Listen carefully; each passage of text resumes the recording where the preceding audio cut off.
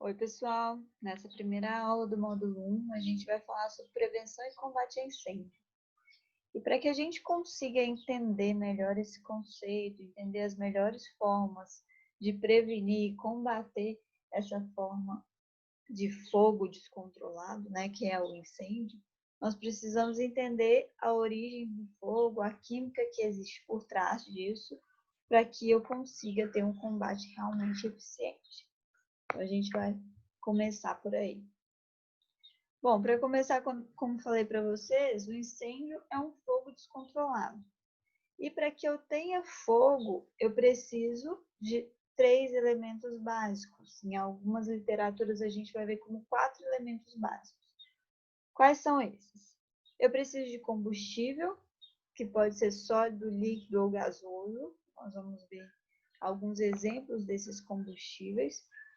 Preciso que esse combustível esteja em contato com o comburente, que é o oxigênio, e a gente precisa ter níveis acima de 13% de oxigênio para que eu consiga ter esse fogo sendo gerado.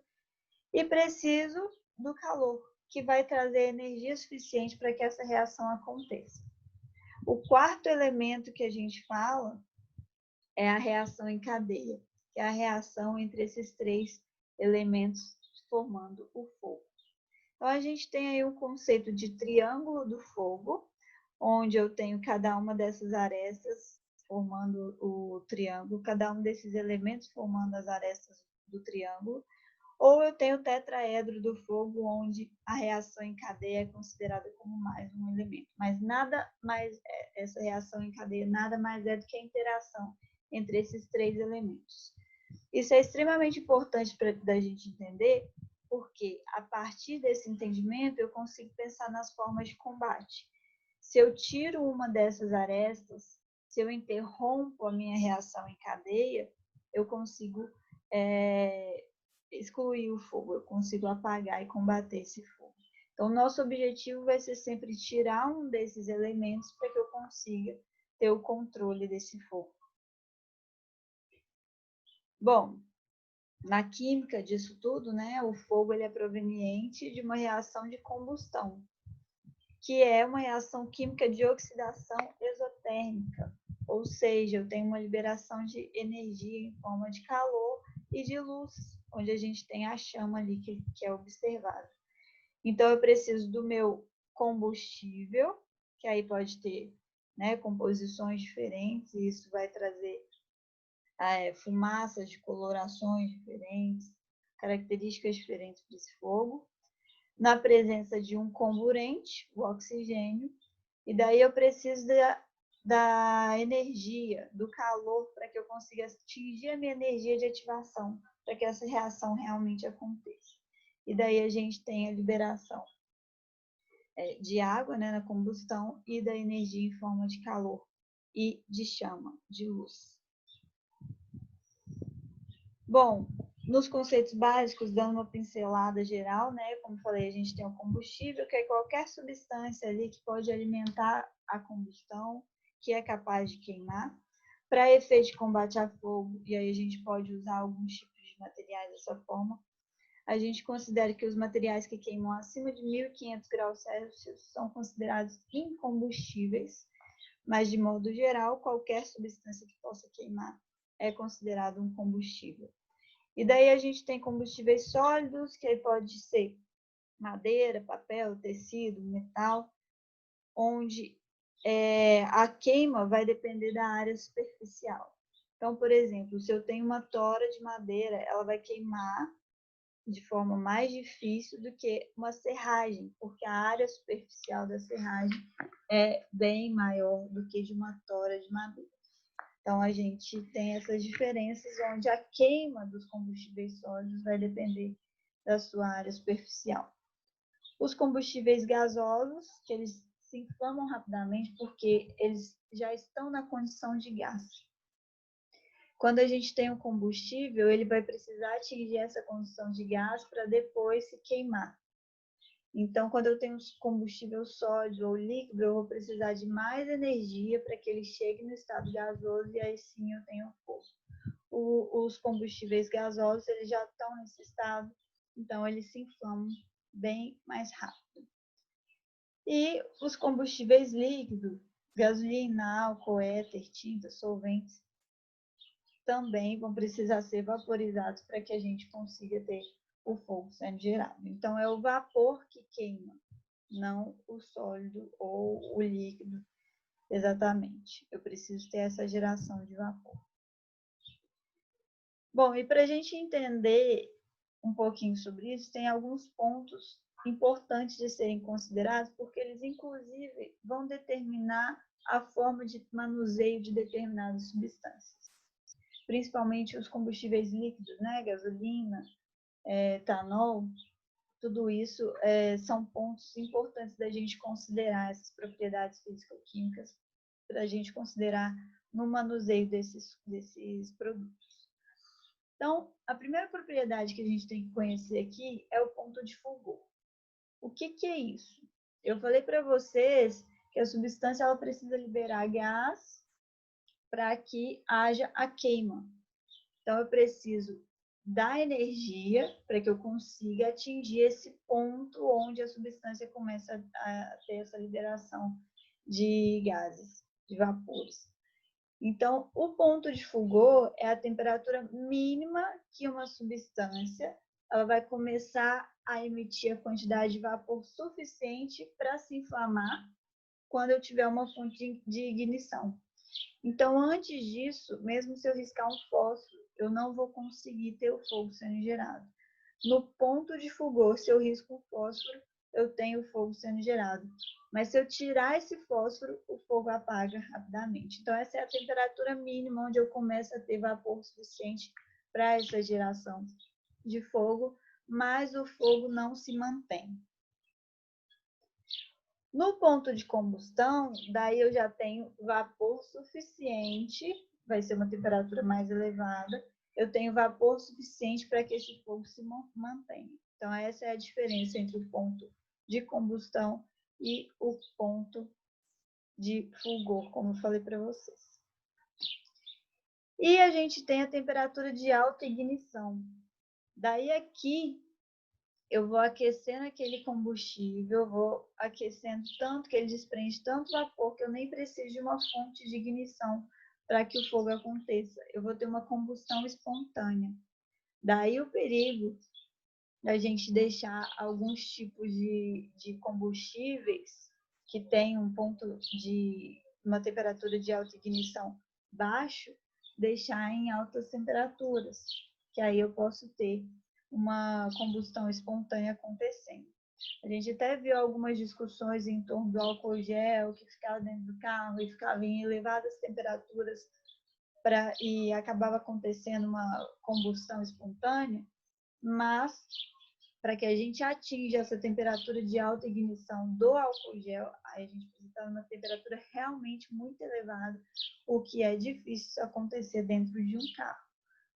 Provavelmente, no caso que foi reportado, teria ali algum tipo de fonte de ignição, uma faísca, para gerar esse fogo. Daí aqui a gente tem só um exemplo de diferentes combustíveis com os seus pontos de fulgor, combustão e ignição, para a gente ter uma ideia. Então, o ponto de fulgor da gasolina aqui, por exemplo, é de menos 40 graus Celsius. E o ponto de combustão é de menos 20 graus Celsius. O que quer dizer? Que numa temperatura normal, a gente consegue pôr já fogo na gasolina. Mas para o ponto de alta ignição, daí a gente precisa chegar a uma temperatura de 277 graus Celsius. Já para o óleo diesel, o ponto de fulgor dele é bem mais alto que o da gasolina. Então, a gente pode dizer que ela é até uma substância mais segura de ser manuseada, de ser transportada com relação à geração de fogo. Porque em 66 graus Celsius, se eu riscar um fósforo, eu tenho fogo sendo gerado, mas ele não se mantém. Para que isso aconteça, eu preciso chegar numa temperatura de 93 graus Celsius.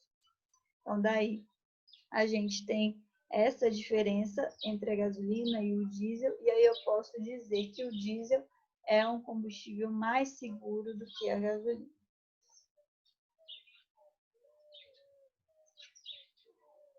ponto importante aqui para a gente entender. Eu falei que precisamos ter uma composição de oxigênio de pelo menos mais que 13%. E também a gente percebeu que eu preciso ter gás suficiente sendo gerado. O que isso significa? Que eu só vou ter o fogo quando eu tiver a quantidade suficiente de oxigênio e a quantidade suficiente de gás sendo gerado pelo combustível. Então, vou mostrar aqui nesse próximo. Eu tenho um ponto onde eu tenho uma mistura ideal. Quando eu estou abaixo do meu limite inferior de inflamabilidade, eu tenho uma mistura pobre, onde eu tenho bastante oxigênio, mas eu tenho pouco gás. Então, o fogo não acontece. Acima do meu limite superior de inflamabilidade, eu tenho uma mistura rica, onde eu tenho muito gás, mas eu tenho pouco ar. E o fogo também não vai acontecer nessas condições. Então, o fogo só acontece, eu só tenho uma mistura ideal ou explosiva entre o limite inferior e o limite superior de inflamabilidade. Acima ou abaixo disso, a gente não vai conseguir ter o fogo. Então, aqui a gente consegue entender. Na mistura pobre não ocorre combustão, na mistura rica também não ocorre, só na mistura ideal que eu vou ter a combustão acontecendo. Outro ponto importante para a gente entender em relação ao fogo é sobre a propagação de calor, porque é dessa forma que a gente tem a abrangência maior desse fogo, esse fogo sendo desencadeado e gerado para outras áreas. Então, o primeiro ponto é a condução. A condução é a propagação de calor que ocorre pela transferência desse calor através de um corpo sólido. O que acontece? Se eu tenho uma barra de ferro, começa a esquentar essa barra de ferro numa ponta. As moléculas lá da ponta, elas vão se agitar e vão propagar esse calor ao longo da minha barra de ferro. Então, eu estou propagando o calor através de um corpo sólido. E aí, pela vibração das moléculas, isso vai sendo propagado para as moléculas vizinhas. Então, eu posso estar num cômodo com fogo, e aí, por essa transmissão, condução de calor através do corpo sólido, esse fogo pode chegar a outro cômodo, como a gente vê aqui nessa representação. A mesma coisa nessa figurinha a gente consegue ver. A segunda forma de propagação do calor é a convecção, onde ela é dada pelo movimento ascendente de massa de gás, de líquido. O que acontece? Quando eu esquento um líquido, por exemplo, o líquido mais quente, ele tem a tendência de subir, porque ele fica com uma menor densidade, e o mais frio desce. Então, eu tenho esse movimento ascendente acontecendo. A mesma coisa acontece com os gases. O ar mais quente sobe, o ar mais frio desce. Então, a gente tem essa transferência de calor por ascensão. E aí, um exemplo claro que a gente tem é quando eu tenho uma vela, se eu colocar a mão acima dessa vela, eu vou sentir esse calor. É o calor ascendente, que propaga-se através da convecção. Isso é extremamente importante quando a gente for pensar em incêndios dentro de edifícios. Então, existe uma tendência do fogo subir e, por isso, a gente tem que ter um cuidado em relação a isso. Já aconteceu de pessoas serem resgatadas, quando acontece incêndio de edifício, serem resgatadas no teto, no telhado, né? Mas isso não deve acontecer, porque os helicópteros eles não vão conseguir chegar se a gente tiver esse movimento ascendente. Quando acontece isso, onde existe a possibilidade, é porque provavelmente esse fogo está sendo propagado lateralmente pela ventilação, pelos ventos mesmo. Mas a tendência é que o fogo suba principalmente pelos vãos de elevador e vão de escada. E a última forma de propagação de calor é a irradiação. Então, aqui eu tenho uma transmissão de calor por ondas. E aí elas vão se deslocando no espaço em todas as direções. Então, aí eu tenho esse fogo podendo atingir áreas laterais, áreas em todas as outras direções. Aí aqui a gente tem a representação, inclusive da vela. Se eu coloco a minha mão na lateral da vela, consigo sentir esse calor que acontece pela irradiação. Bom, conhecendo esses conceitos de propagação, de onde vem o fogo, a gente pode entender melhor por que o fogo, os incêndios são classificados de formas diferentes. E aí eu vou ter tipos de combate a incêndios específicos para cada uma dessas classes.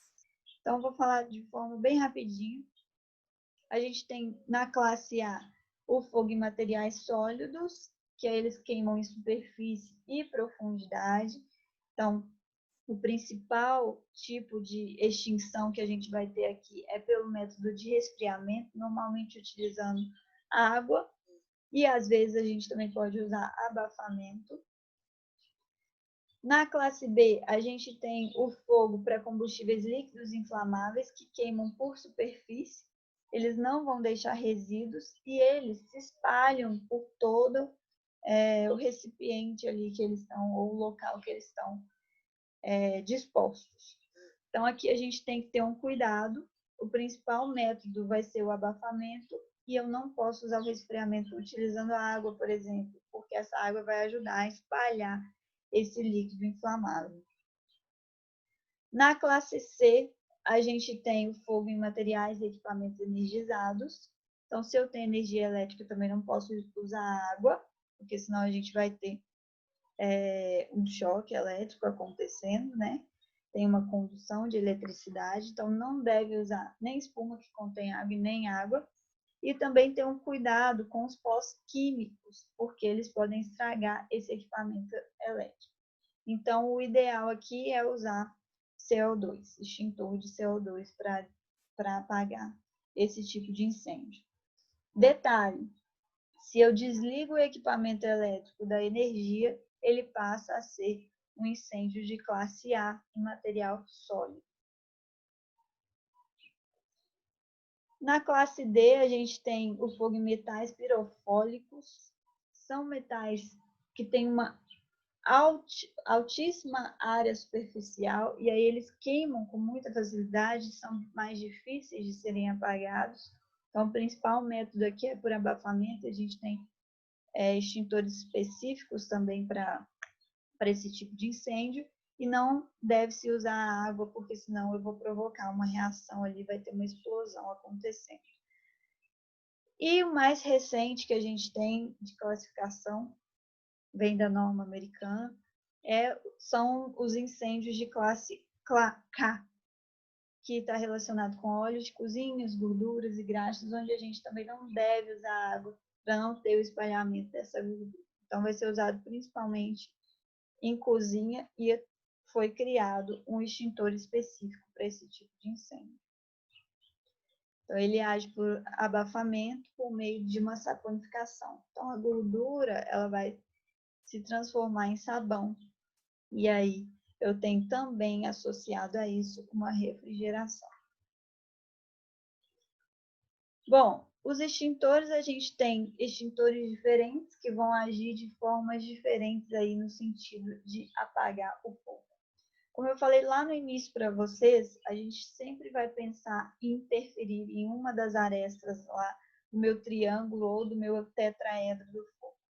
Então, quando eu ajo por abafamento, eu estou tirando o comburente, estou tirando o oxigênio. Então, estou tirando essa aresta ali do meu triângulo do fogo.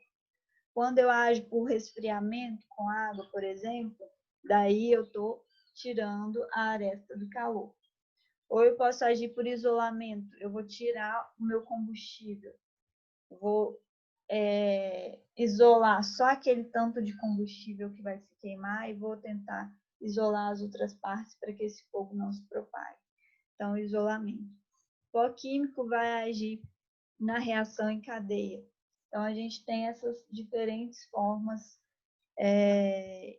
de agir em cima do meu triângulo do fogo ou tetraedro do fogo. Cada um dos extintores age de uma forma diferenciada E aí vocês podem ver um vídeo que coloquei para vocês a forma correta de usar cada um desses extintores. Então, um resumão aqui para cada uma das classes de incêndios, que tipo de extintor pode ser utilizado. Então, como falei, por exemplo, aqui na classe A, água e espuma, porque eu estou falando de materiais sólidos. Na classe C, eu posso usar CO2 e pó químico, BC ou ABC, mas o CO2 é o mais recomendável porque o pó químico ele pode estragar o equipamento. Então, a gente tem aqui um resumão que vocês podem dar uma olhada com mais calma para entender melhor essas classificações. Além disso, eu posso ter outros tipos de mecanismos para combate a incêndio. Então, a gente tem como exemplo os hidrantes, mangotinhos. A gente tem, inclusive, um exemplo no prédio da engenharia, lá no segundo andar. Depois, quando a gente voltar, vocês podem dar uma olhada. Então, hidrante e mangotinho, os dois são tomadas d'água. A diferença é que o mangotinho ele tem uma mangueira mais rígida, que já vem acoplada, então é mais rápido de ser utilizado do que o hidrante. Além disso, a gente pode ter os chuveiros automáticos, onde eles vão funcionar por um acionamento a partir de um sensor, onde ou pelo calor ou pela radiação, esse sensor ativa o chuveiro e ele vai formar um isolamento ali daquela área. É ótimo para ser usado principalmente em galpões, porque se eu começo um incêndio em um canto do galpão, aquele chuveiro vai ser acionado naquela região e esse fogo vai evitar de ser propagado para o restante do galpão. E além disso, a gente pode ter os mecanismos de controle de fumaça, onde eu vou buscar direcionar a fumaça para fazer uma extração. Como a gente viu, o ar quente ele tem a tendência de subir, então eu vou buscar extrair esse ar para facilitar a respiração e para facilitar a saída das pessoas dessa edificação. E, além disso, eu tenho que garantir a ventilação para que eu tenha o oxigênio sendo renovado, porque o oxigênio vai ser consumido pelo processo de combustão. E, por fim, a gente fala sobre a saída de emergência. Então, eu preciso fazer toda uma avaliação, que tipo de estrutura, que tipo de edificação que eu tenho, quem são as pessoas que estão ali naquela edificação, são pessoas que conhecem aquele local ou não. Um exemplo,